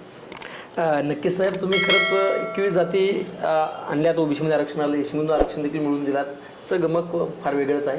त्यासोबतच तुमच्यासोबत विनायक मेटे असताना तुम्ही विनायक मेटे यांना पाठिंबा दिला होता मराठा आरक्षणासाठी. मग आता सध्या महाराष्ट्रामध्ये मनोज पाटील जरांगे यांचं उपोषण चालू आहे, त्यांची मागणी आहे, त्यांच्या देखील मागणीला तुम्ही पाठिंबा द्याल का आरक्षणासंदर्भात? बघा, 2005 साली माझे मित्र कैलासवासी विनायकराव मेटे आणि आम्ही दोघांनी मुंबईच्या आझाद मैदानाच्या शेजारी असलेल्या मराठी पत्रकार संघामध्ये एकत्र पत्रकार परिषद घेतली आणि दोघांनी एकदाच OBC आरक्षणाची मागणी केली, मी आणि कैलासवासी विनायकराव मेटेंनी. आणि त्यानंतर मी जी मागणी केली ती माझी मागणी रस्त्यावरच्या आंदोलनापेक्षा कायद्याच्या चौकटीतली मांडणी यावर लक्ष केंद्रित केलं. आणि त्याच्या आधारावर इंद्र साहनी विरुद्ध भारत सरकार हे जे सुप्रीम कोर्टाचं 1992चं 11 जजेसच्या खंडपीठाचं जजमेंट आहे, त्या जजमेंटच्या अंतर्गत मी माझ्या समाजातल्या वेगवेगळ्या जाती या OBCत आणण्यासाठी कायद्याच्या चौकटीतली मांडणी केली. मी आंदोलनं मोठी केली नाहीत, पण मांडणी मात्र कायद्याच्या चौकटीतली केली. आणि त्याचा रिझल्ट आपण बघितला की मी 2005 ते 2014 या कालखंडामध्ये मी 21 जाती OBCत आणल्या. दुर्दैवाने विनायकराव मेटेंनी केलेली मागणी मराठा समाजाच्या आरक्षणाची, त्यांनी OBC आरक्षणाचा उल्लेख केला नव्हता, आरक्षण द्या अशी मागणी होती त्यांची. तर त्यावेळेला त्यांची मागणी सुद्धा खरं तर त्यांना अस्तित्वात आणता आली असती, पण म्हणावं तसं लक्ष मुख्यमंत्री मराठा समाजाचा, 150 पावणे 200 आमदार मराठा समाजाचे, 48 पैकी 30 खासदार मराठा समाजाचे, गावच्या सरपंचापासून मुख्यमंत्र्यापर्यंत मराठा समाजाच्या हातात सत्ता, असं असताना सुद्धा कुणबी मराठा आणि मराठा कुणबी या जाती OBCच्या GR मध्ये आहेत 2001च्या GR मध्ये, परंतु त्यातला कुणबी शब्द वगळून फक्त मराठा शब्द OBCत येऊ शकला नाही. हे वास्तव सत्य आहे, काय नाकारायची आवश्यकता नाही. एकीकडे गावापासून मुंबईपर्यंतची सत्ता मराठा समाजाच्या हातात असताना केवळ कुणबी शब्द वगळून मराठा शब्द OBCत येऊ शकला नाही. आणि ग्रामपंचायतचा सदस्य नसलेला मनोहर धोंडे शिवा संघटनेच्या माध्यमातून 21 जाती राज्याच्या ओबीसीच्या यादीत आणतोय आणि केंद्र सरकारच्या ओबीसीच्या यादीत आणतोय, यामध्ये गमक आपल्याला लक्षात आलं पाहिजे. माझं स्पष्ट म्हणणं आहे की मराठा समाजाची मराठा नेत्यांनीच फसवणूक केली. 2008 साली राज्य मागासवर्ग आयोगाचे अध्यक्ष बापट नावाचे होते आणि त्या बापट कमिशननी 2008 मध्ये राज्य मागासवर्ग आयोगाचा अहवाल क्रमांक 22 हा जो राज्य सरकारला दिलेला आहे, तो अहवाल कोणीच बदलू शकत नाही. कोणाचे सरकार येऊ, मागचे मुख्यमंत्री गप्पा मारत होते तेही समाजाला फसवतच होते, आत्ताचे मुख्यमंत्री थापा मारतात तेही समाजाला फसवतात. माझं स्पष्ट म्हणणं आहे की मराठा समाजाला खरंच आरक्षण द्यायचं असेल तर राज्य सरकार देऊ शकत नाही. त्यासाठी संसदेमध्ये घटना दुरुस्ती करावी लागेल, तरच मराठा समाजाला आरक्षण देता येईल आणि ते दिलेलं आरक्षण कायद्याच्या चौकटीत टिकेल. अन्यथा सगळ्या फसवेगिरी आहेत, सगळ्या थापा आहेत, काढलेले जे नोटिफिकेशन आहेत किंवा अधिसूचना आहेत, ह्या सगळ्या थोतांड आहेत असं माझं मत आहे. याच आरक्षणामुळे आता सध्या सत्तेमध्ये असलेल्या महायुतीला लोकसभेमध्ये मोठ्या प्रमाणात फटका बसला अशी देखील चर्चा आहे. तुम्हाला काय वाटतं याकडे कसं बघताय? बघा, समाजाचं आरक्षण हा राजकारणाचा विषय नाही असं मानणाऱ्यापैकी मी एक कार्यकर्ता आहे. कदाचित मी पक्षामध्ये काम करत होतो. मी जेव्हा वीरशैव लिंगायताच्या 21 जाती शिवा संघटनेच्या माध्यमातून ओबीसीत आणत होतो, मी त्याला राजकारणाचा कलर कधीच येऊ दिला नाही आणि कायद्याच्या चौकटीतली मांडणी करायला कुठंच कमी पडलो नाही, म्हणून ते येऊ शकलं.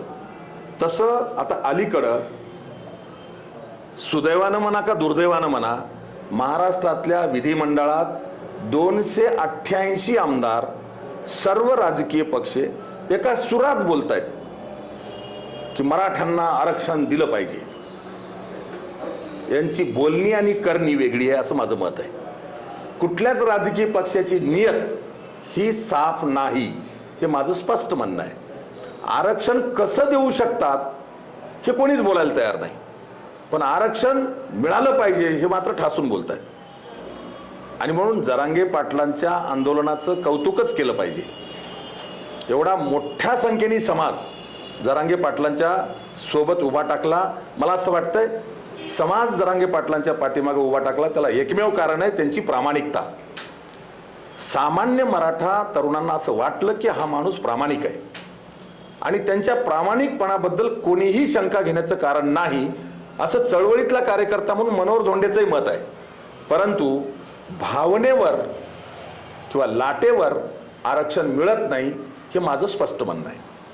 आरक्षण मिळवण्यासाठी कायद्याच्या चौकटीत तुम्हाला बसावं लागेल आणि कायद्याच्या चौकटीत बसताना राज्य मागासवर्ग आयोगाचा अहवाल क्रमांक 22 हा कोणीच पुनर्निरीक्षण करू शकत नाही, पुनर्विलोकन करू शकत नाही, बदल करू शकत नाही.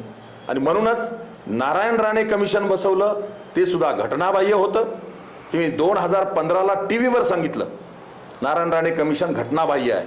आणि मी जे म्हणालो तेच सुप्रीम कोर्टाने स्टे दिल्यानंतर लोकांच्या लक्षात आलं. आणि म्हणून आता सुद्धा काही जरी कमिशन नेमले असतील यांनी, तरीही राज्य सरकार मराठा समाजाला आरक्षण देऊच शकत नाही. आणि जर निवडणुकीच्या तोंडावर देण्याचं नाटक केलं तर ते कायद्याच्या चौकटीत टिकू शकत नाही असं माझं स्पष्ट म्हणणं आहे. नक्कीच. त्यासोबतच साहेब, तुम्ही 21 जाती आणि पोटजातींना ओबीसीतून आरक्षण मिळवून दिलेलं आहे. त्यासोबतच तुम्ही मराठा समाजात देखील ओबीसीमध्ये समावेश करण्यासाठी काय प्रयत्नशील राहाल का? नक्की. मी उल्लेख केला, मला जनतेने जर संधी दिली तर मी विधानसभेत जाईल, बरोबर. आणि मी आत्ताच सांगितलं 288 आमदार एका आवाजात द्या म्हणालेत तरी देता येत नाही. का? कारण हा असेंब्लीचा विषय नाही, हा विधानसभेचा विषय नाही, तर हा संसदेतला विषय आहे. जसं 105 घटना दुरुस्त्या केल्या, डॉक्टर बाबासाहेब आंबेडकरांनी लिहिलेली घटना या देशामध्ये बदलली नाही का? तर बदलली. जर 105 वेळेला जर घटना दुरुस्त्या केल्या असतील तर माझ्यासारख्या कार्यकर्त्याचं म्हणणं 106वी घटना दुरुस्ती करा ना, करता येते. मी तुम्हाला दुसरा प्रश्न विचारतो, किती लोकांचं याच्यावरती लक्ष मला माहिती नाही. सांगितलं जातंय की 50% पेक्षा जास्त आरक्षण देता येत नाही. हे खरं आहे. इंद्र साहनी विरुद्ध भारत सरकार या जजमेंटनुसार, हे जजमेंट आलं 1992ला, या जजमेंटनुसार कुठल्याही राज्यामध्ये 50% पेक्षा जास्त आरक्षण देता येत नाही, हे खरं आहे. पण आपल्याकडे 52% आरक्षण होतं. पण ते का राहिलं? त्याचं कारण होतं की 52% आरक्षण 1992च्या अगोदरच होतं. आणि सुप्रीम कोर्टाच्या निकालाचा इफेक्ट हा रिट्रॉस्पेक्टिव्ह इफेक्ट होऊ शकत नाही, तो पाठीमागे जाऊ शकत नाही. ज्या दिवशी सुप्रीम कोर्टाने निकाल दिला तिथून पुढे लागू झालं. निकाल देण्याच्या अगोदर महाराष्ट्रात 52% आरक्षण होतं, ते राहिलंय. आता 52% मध्ये जर वाढ करायची असेल तर करता येत नाही, ही वस्तुस्थिती आहे. महाराष्ट्र सरकार तर करू शकत नाही, हे थोतांड आहे सगळं म्हणणं. माझं दुसरं उदाहरण मी आपल्याला देईल की या देशामध्ये घटना दुरुस्ती करून नरेंद्रभाई मोदी यांनी देशामध्ये EWSचं 10% आरक्षण दिलं. कोणाची मागणी होती हो देशामध्ये? कोणाचीही मागणी नसताना जर देशभर EWSचं 10% आरक्षण तुम्ही लावता आणि ते केंद्राने लावलेलं 10% EWSचं आरक्षण महाराष्ट्रातही लागू आहे. एकीकडे सुप्रीम कोर्टाच्या जजमेंटनुसार तुम्ही 52%च्या पुढे आरक्षण देऊ शकत नाही, तर दुसरीकडे आमच्या महाराष्ट्रामध्ये आता 62% आरक्षण आहे. 52% महाराष्ट्रातलं म्हणजे ज्याच्यात SC, ST, OBC, NT, VJNT, SBC हे 52% आहे आणि 10% EWS आहे. महाराष्ट्रात आहे ना. आणि म्हणून अशा पद्धतीनं आज महाराष्ट्रात 52% आरक्षण अस्तित्वात आलंय. कसं काय आलं मग हे आलं? त्याचं कारण आहे संसदेमध्ये घटना दुरुस्ती करून EWS लागू केलं. माझं म्हणणं आहे की या राज्यामध्ये सत्ता ज्यांची आहे त्यांचीच केंद्रात सत्ता आहे. थापा मारण्यापेक्षा हिम्मत दाखवा आणि केंद्रामध्ये जाऊन नरेंद्रभाई मोदींना हे लक्षात आणून द्या आणि त्यांच्याकडून संसदेमध्ये घटना दुरुस्ती करून 62% आज महाराष्ट्रात झालंय, तर पुन्हा 10% मराठा समाजाला देण्याचा कायदा करा. नक्की आरक्षण देता येते. पण कोणी असं म्हणत असेल की 50%च्या आत आणि 27%च्या मध्ये OBC आरक्षण द्या, माझं म्हणणं आहे ब्रह्मदेव जरी आले तरी होऊ शकत नाही. खरं बोलायचं असेल तर, मतासाठी बोलायचं असेल तर 100% होते. बरोबर आहे साहेब. त्यासोबत तुम्ही आता सध्या लोहा कंधार सोबतच तुम्ही महाराष्ट्राचे एक नेते आहेत. अनेक वेळा आपण पाहिलं की वेगवेगळ्या मुद्द्यावर निवडणुका व्हायच्या, परंतु सध्या लोकसभा असेल किंवा आता विधानसभा आहे, ही कुठेतरी OBC मराठा असं कुठं ध्रुवीकरण होत आहे. महायुतीचा फायदा OBC म्हणून महायुती देखील सगळे फायदा घेत आहे. या राजकारणावर, जे राजकारण सध्या महाराष्ट्रामध्ये आपण पाहिलं की पोटापोटीचं राजकारण असेल, निष्ठा तर अजिबातच नाही, यावर तुम्ही कसं पाहता? बघा, दुर्दैवानं राजकारणाची एवढी दलदल झालेली आहे महाराष्ट्रामध्ये, कोणकोण्या पक्षातही हे सामान्य जनतेला सुद्धा कळत नाही. कोणी जर म्हणालं मी शिवसेनेत आहे तर लगेच त्याला विचारावं लागेल तू कोण्या शिवसेनेत आहे. कोणी म्हणाला मी राष्ट्रवादीमध्ये, त्याला विचारावं लागेल तू कोण्या राष्ट्रवादीमध्ये आहे. आणि मग अशी दलदल स्वातंत्र्य मिळाल्यापासून महाराष्ट्रात झाली नव्हती. ही वाईट अवस्था राजकारणाची महाराष्ट्रात आज आहे, हे खरं आहे. आणि राज्यकर्त्या लोकांनी, मी सगळ्याच म्हणतोय, कोणाचं एकाचं नाव घ्यायची गरज नाही, यांची नियत साफ नाही. यांना राजकारण करायचे. मी उल्लेख केला, आरक्षण हा राजकारणाचा विषय होऊ शकत नाही. आणि मग ही सगळी राजकीय पक्ष आरक्षणाचा विषय हा राजकारणाचा विषय बनवून स्वतःची राजकीय पोळी कशी भाजायची यावर लक्ष ठेवून काम करतायत. त्यामुळंच महाराष्ट्रात OBC विरुद्ध मराठा अशा प्रकारचा वाद निर्माण करण्याचा प्रयत्न झाला. त्याचे परिणाम बघितले आपण, काय झालं. माझं तर म्हणणं आहे गावगाड्यामध्ये मराठा असेल का OBC असेल, हे उमऱ्याला उमरा आहे. त्यांना याच्याशी काही देणं घेणं नव्हतं. मराठा समाजाची भावना होती की आम्हाला आरक्षण मिळावं. तीच भावना OBCची सुद्धा होते की मराठा बांधवाला आरक्षण मिळावं. पण ही दरी आणि वितुष्ट कोणी निर्माण केलं, कोणी विष कालवलं, तर माझं म्हणणं आहे ह्या राजकीय नेत्यांनी.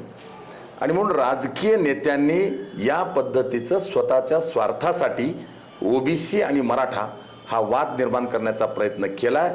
त्याचे परिणाम काही लोकांना भोगले, काही लोकांना भोगावे लागतील. नक्कीच साहेब. त्यासोबत आता आपण बघितलं की ओबीसी आणि मराठा ज्यावेळेस झाल्यानंतर डॉक्टर आपलं ॲडव्होकेट बाळासाहेब आंबेडकरांना देखील ओबीसीची बाजू घेतली आणि पुन्हा ओबीसी चळवळ तयार केली. आणि आता ओबीसीच्या माध्यमातून वंचित निवडणूक लढवणार. आपलं लोहा कंधारमध्ये तेच चालू आहे. बरेच वंचितचे उमेदवार ओबीसी म्हणतात, जे ओबीसी म्हणतात. या सर्वाकडे तुम्ही कसं पाहता? बघा, बाळासाहेब आंबेडकरांची भूमिका असं म्हणाल तर दुटप्पी आहे असं माझं स्पष्ट म्हणणं आहे. हेच बाळासाहेब आंबेडकर जरांगे पाटलांची बाजू घेऊन गरीब मराठ्यांना आरक्षणाचं ताट मिळालं पाहिजे असं म्हणत होते. आता तेच बाळासाहेब हे ओबीसींच्या आरक्षणाची बाजू घेऊन आलो असं सांगताय. हे राजकारण आहे. शेवटी बाळासाहेब आंबेडकरांचा एक राजकीय पक्ष आहे आणि मी उल्लेख केला, कुठलाच पक्ष आपल्याला याच्यातून वगळता येणार नाही. मग तो बाळासाहेब आंबेडकरांचा असेल, उद्धव ठाकरेंचा असेल, का शरद पवारांचा असेल, का देवेंद्र फडणवीसांचा असेल, सगळेच पक्ष सारखी भूमिका निभवतात असं माझं म्हणणं आहे. आता इथं ओबीसी विरुद्ध मराठा असं राजकारण करण्याचा प्रयत्न करत असताना लोहा कंधारमध्ये काय झालं हा उल्लेख तुम्ही केला या ठिकाणी.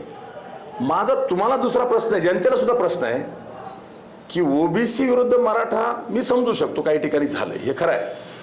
पण ओबीसीच्या बैठका घेऊन आम्ही ओबीसी नेते आहोत असं दाखवणारे लोहा कंधार जर सोडलं तर महाराष्ट्रात कुठं आहेत का दाखवा.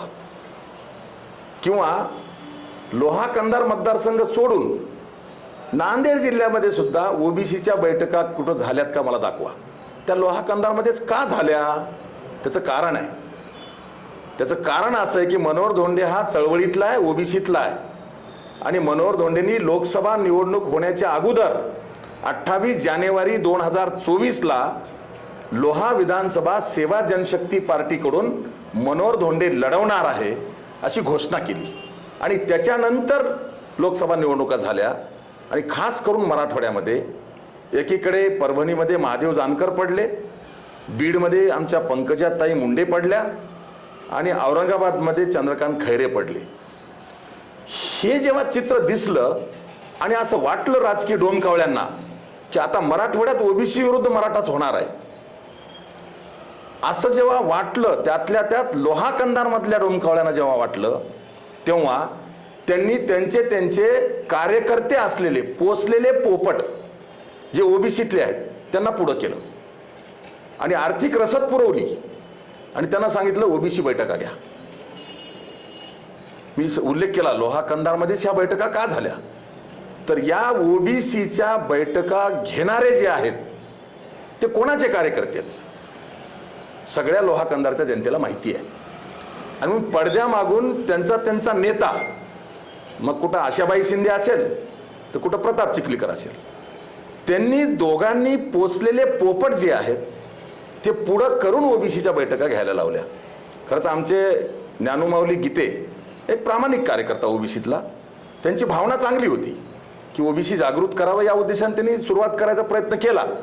पण तो त्यांचा कार्यक्रम ह्या डोमकावळ्यांनी किंवा राजकीय नेत्यांच्या पोपटाने हायजॅक केला आणि मग तो कुठं भरकटत नेला, त्याचा शेवट झाला बाळासाहेब आंबेडकरांकडे. ही अवस्था या ठिकाणचा ओबीसी असेल का मराठा असेल सगळे जाणतात, एवढं येडं कोणी राहिलेलं नाही. त्यामुळं जे कोणी निवडणुका लोकसभेच्या निवडणुकीच्या निकालाच्या नंतर त्यांच्या नेत्याची सुपारी घेऊन रसद घेऊन ओबीसीच्या बैठका घेऊन मी ओबीसीचा नेता आहे असं म्हणणारे जे आले 2-3 काहीचे पुढे आलेत, माझा त्यांना प्रश्न आहे की तुमचं ओबीसीसाठी योगदान काय, आयुष्यामध्ये तुम्ही ओबीसीसाठी काय केलं एखादं उदाहरण सांगा. तुम्ही कधीतरी म्हणजे कोणाच्या तरी जोड्याजवळ बसून आहे, आजही त्या नेत्याच्या जोड्याजवळ बसून आहे. त्यामुळे तुम्ही ओबीसी नेते म्हणत असताना तुम्ही कोणाचे पोपट आहात, कोण्या नेत्याच्या जोड्याजवळ बसून राहता हे लोहा कंधारची जनता जाणते.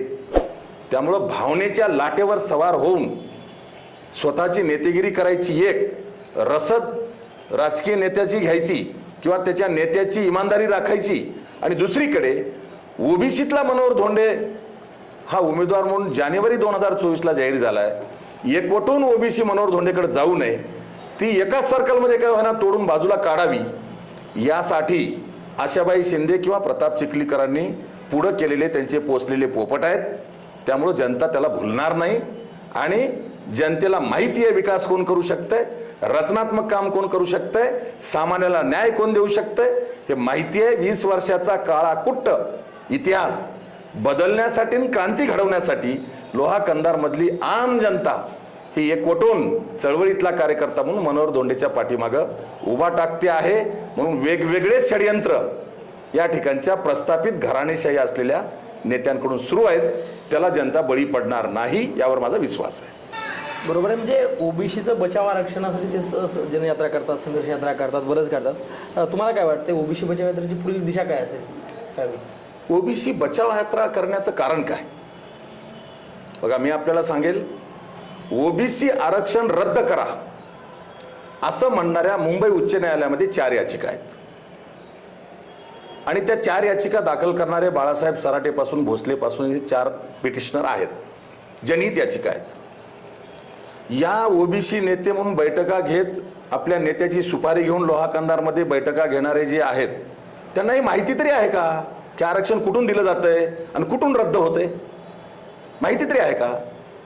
ओबीसी आरक्षण बचाव असं म्हणताना हायकोर्टामध्ये याचिकाकर्ता किंवा प्रतिवादी रिस्पॉन्डंट किंवा पिटिशनर या दोघांची बाजू एकतर्फी कोर्टापुढे जाते.